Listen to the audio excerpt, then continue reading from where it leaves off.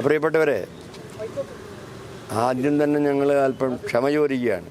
കാരണം നിങ്ങൾ വളരെ നേരമായി ഞങ്ങളെ കാത്തിരിക്കുന്നു എന്ന് അറിഞ്ഞിട്ട്. പക്ഷെ ഞങ്ങൾക്ക് മുഖം കാണിക്കാൻ ചാൻസ് തരും എന്ന് പറഞ്ഞുകൊണ്ട് വെയിറ്റ് ചെയ്യാൻ പറഞ്ഞുകൊണ്ട് ഞങ്ങളുടെ വെയിറ്റ് ചെയ്യായിരുന്നു. ഞങ്ങൾ 7 പേരുണ്ട്, മറ്റുള്ളവർ പിന്നെ വരും. ഞങ്ങളിന്ന് വന്നതിൻ്റെ പ്രധാന കാരണം ഈ മാർപ്പാപ്പയുടെ കൽപ്പന പോലെ റേഡിയോ റിലീസ് വന്നിരിക്കുന്നു. അതിൻ്റെ വെളിച്ചത്തിൽ 25-ാം തീയതി മുതൽ എല്ലാവരും ശനിയുടെ കുർബാന ചെല്ലണം എന്ന് പറഞ്ഞിരിക്കുന്നു. ഞങ്ങൾ ഇരിഞ്ഞാലക്കുടത്തെ അവസ്ഥ പറഞ്ഞു കഴിഞ്ഞാൽ അവിടെ എല്ലാവരും ഭൂരിപക്ഷം തിരിഞ്ഞുവെന്നാണ് സീനാഡിന് കൊടുത്തിരിക്കുന്ന ഞങ്ങളുടെ ഉപരാജ്യം കൊടുത്തിരിക്കുന്ന റിപ്പോർട്ട്. പക്ഷെ അത് ശരിയല്ല വാസ്തവത്തിൽ. ഇപ്പോൾ അവിടെ ഓരോ പള്ളിയിലും ഓരോ ജാതിയാണ്. മുഴുവൻ സീനാഡ് മാസം ചെല്ലുന്നവരുണ്ട്, ചെല്ലാത്തവരുണ്ട്, പകുതി ചെല്ലുന്നവരുണ്ട്. ചില പള്ളികളിൽ ഒരു കുർബാന സീനാഡ് ചെല്ലും, അത് ജനാഭിമുഖം ചെല്ലും. അങ്ങനെ ശരിക്കും പറഞ്ഞു കഴിഞ്ഞാൽ ഒരു അഴകുഴമ്പൻ ഏർപ്പാടായിട്ട് അവിടെ നിൽക്കുന്നത് വാസ്തവതാണ്. ഇനി ഞങ്ങളിപ്പോൾ വന്നതിൻ്റെ കാരണം വെച്ച് കഴിഞ്ഞാൽ ഞാനിപ്പോൾ വാസ്തുപിതാണ്ട് പറഞ്ഞു, ഈ ഇത്രയും കാലത്തിനിടയ്ക്ക് ഒരുപാട് പെറ്റീഷൻസ് ഞങ്ങൾ അയച്ചു. 100, 150, 185 പേരുടെ സിഗ്നേച്ചറോട് പെറ്റീഷൻ അയച്ചത്. എനിക്ക് ഞാൻ ബോസ്കോടും പറഞ്ഞു, ബോസ്കോൻ്റെ ക്ലാസ്മേറ്റാണ് ഞാൻ. ബോസ്കോടും പറഞ്ഞു, ഇതിനിടയ്ക്ക് ഏറ്റവും വിഷമിപ്പിക്കുന്ന ഒരു കാര്യം, മനസ്സിലാകാത്തൊരു കാര്യം, ഇത്രയൊക്കെ പെറ്റീഷൻസ് അയച്ചിട്ട് ഒരു അക്നോളജ്മെൻറ്റ് പോലും തരാൻ ഇവരാരും തയ്യാറായില്ല. അപ്പം നമ്മുടെയൊക്കെ മര്യാദ എന്ന് പറയുന്നത്, നമ്മുടെയൊക്കെ ധാർമ്മികത എന്ന് പറയുന്നത് എനിക്ക് മനസ്സിലാവണില്ല. സഭയിൽ സിനഡാലിറ്റിയാണ് മാർപ്പാപ്പ പറഞ്ഞിരിക്കുന്നത്. ആ സിനഡാലിറ്റി ആണെങ്കിൽ എല്ലാവരും കൂടെ ചേർത്ത് കൂട്ടിപ്പിടിച്ച് ഒരുമിച്ച് പോകണമെന്ന് പറയുന്നത്. ഒരുമിച്ച് പോകാൻ ഞങ്ങൾ കൂടെ വരാൻ ചെന്നിട്ട് ഞങ്ങൾ അടുപ്പിക്കാത്തൊരു അധികാര കേന്ദ്രം എന്ന് പറഞ്ഞാൽ എനിക്ക് മനസ്സിലാവാറില്ല. പിന്നെ ഇപ്പം ഞങ്ങൾ വന്നിരിക്കും പ്രധാനമായിട്ടും ഇപ്പോൾ ചൊല്ലാൻ നിർബന്ധിച്ചാൽ ഇത് പലരുടെയും മനസാക്ഷി പ്രശ്നമാണ്. ഇപ്പോൾ ചൊല്ലുന്നവർ തന്നെ, ഞാൻ പലരുമായിട്ട് സംസാരിച്ചു, ചൊല്ലുന്ന അച്ഛന്മാർ തന്നെ, അവരെല്ലാവരും പറയുന്നത് ഞങ്ങൾക്ക് മനസ്സുണ്ടായിട്ടല്ല, നിർബന്ധം കൊണ്ടാണ്. അപ്പം ഇങ്ങനെ നിർബന്ധം കൊണ്ട് ഈ കുർബാനയിൽ തിരിക്കുക എന്ന് പറയുന്നത് എനിക്ക് മനസ്സിലാകുന്നില്ല. തിരിയിലും തിരിക്കലും ഒരു റൂബ്രിക്സ് മാത്രമാണ്, കാതലായ കാര്യമൊന്നുമല്ല.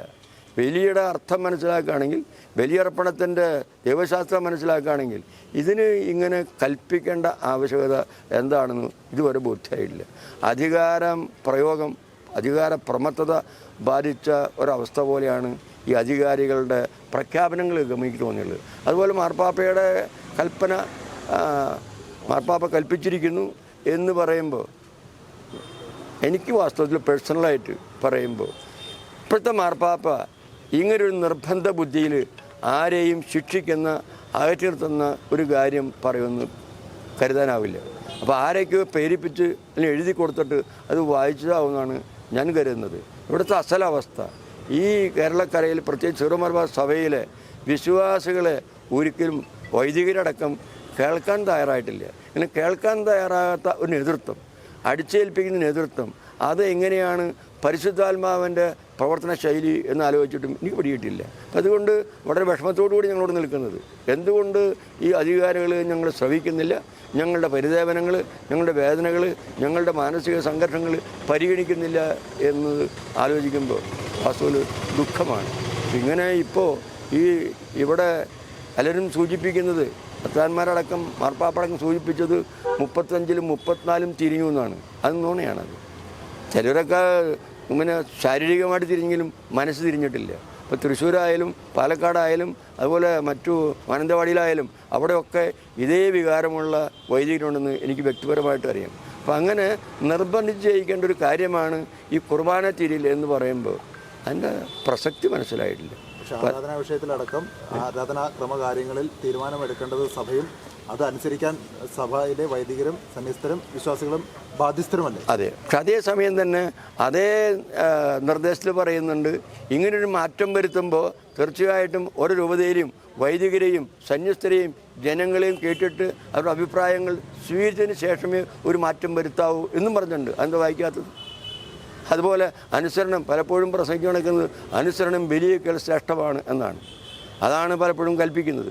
എന്നാൽ അതേ ബൈബിളിൽ തന്നെ അതേ കർത്താവ് തന്നെ പറഞ്ഞിട്ടുണ്ട്, ബലിയല്ല കരുണയാണ് ആഗ്രഹിക്കുന്നതെന്ന്. ആ കാരുണ്യം എവിടെയാണ്? ഇതുപോലെ പലപ്പോഴും സ്റ്റേജിൽ കയറുന്നു, വലിയ സ്വരത്തിൽ പ്രസംഗിക്കും, വോക്സ് പോപ്പുളി വോക്സ് ദൈ, ദൈവത്തിൻ്റെ, മനുഷ്യൻ്റെ സ്വരം, ജനങ്ങളുടെ സ്വരം ദൈവത്തിൻ്റെ സ്വരമാണെന്ന്. ഇത് എപ്പോഴാണ് ഇവർ കേട്ടുള്ളത് എനിക്കിതൊരു മനസ്സിലായില്ല. ജനം ഇവിടെ കിടന്ന് നിലവിളിച്ചിട്ട് പോലും കേൾക്കാൻ മനസ്സില്ലാത്ത ഒരു നേതൃത്വം, അതൊരിക്കലും സഭയ്ക്ക് ഭൂഷണമാണെന്ന് ഞാൻ കരുതുന്നില്ല. ഇതൊക്കെ സഭാചര്യത്തിൽ ഇതുപോലെ പലതും ഉണ്ടായിട്ടുണ്ട്.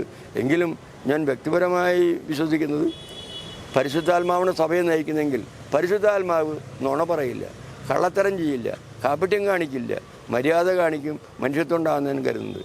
അത് തീർച്ചയായിട്ടും സംഭവിക്കും എന്നുള്ള പ്രതീക്ഷയിലാണ് ഇപ്പോൾ ഞങ്ങൾ മുന്നോട്ട് പോകുന്നത്. ഈ മാർപ്പാപ്പയുടെ നിർദ്ദേശം പാലിക്കാൻ ബാധ്യസ്ഥരാവില്ലേ?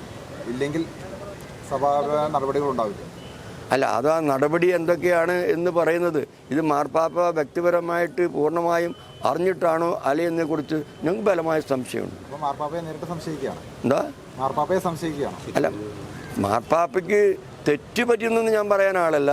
പക്ഷേ സഭാചരിത്രം പരിശോധിക്കുമ്പോൾ പലപ്പോഴും പണ്ട് ചെയ്ത പല തെറ്റുകൾക്ക് ഇന്ന് ഉള്ള മാർപ്പാപ്പന്മാർ മാപ്പ് ചോദിക്കുന്നുണ്ട്.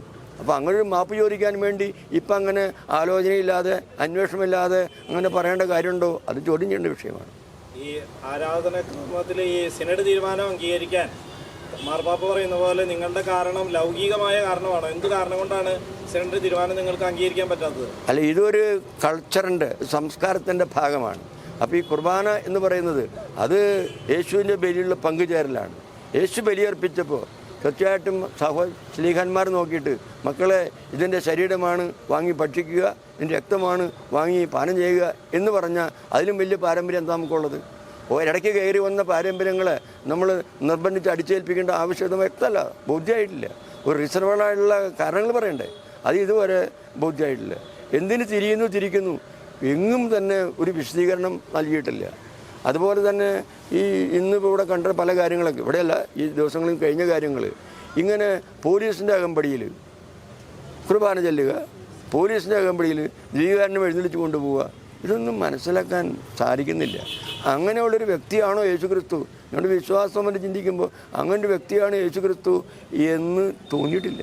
അപ്പോൾ അവിടെയൊക്കെ മാനസിക സംഘർഷങ്ങളുണ്ട്. ആ സംഘർഷത്തിലാണെന്ന് കഴിഞ്ഞുകൂടുന്നത്. മുഴുവൻ പേര്? എൻ്റെ പേര് ഫാദർ ജോൺ കവലക്കാട് സീനിയർ. ഒരു ജൂനിയറും കൂടി അവിടെ ഉണ്ട്. ഞങ്ങൾ ഇന്ന് പെട്ടെന്ന് വിളിച്ചു കൂട്ടി ഞങ്ങൾ 7 പേരുണ്ട്. ഓരോരുത്തരും പരിചയപ്പെടുന്നതായിരിക്കും നല്ലത്. എൻ്റെ പേര് തോമസ് കൂട്ടാല. ഞാനിപ്പോൾ അന്നമനട ഇടവകയിൽ വികാരിയായിട്ട് ജോലി ചെയ്യുന്നു. എൻ്റെ പേര് ഫാദർ ജോർജ് മംഗലൻ. ഞാനിപ്പോൾ കുഴിക്കാട്ടുശ്ശേരി പള്ളി വികാരിച്ചാണ്.